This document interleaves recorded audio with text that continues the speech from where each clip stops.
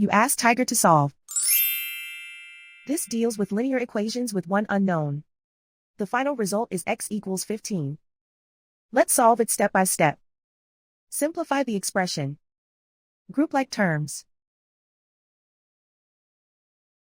Simplify the arithmetic. Group all constants on the right side of the equation. Subtract 135 from both sides. Simplify the arithmetic.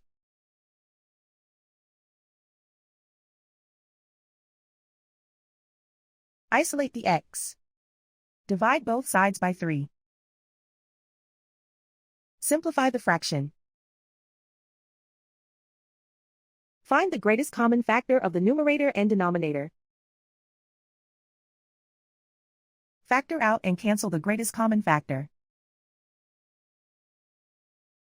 And so the final result is x equals 15.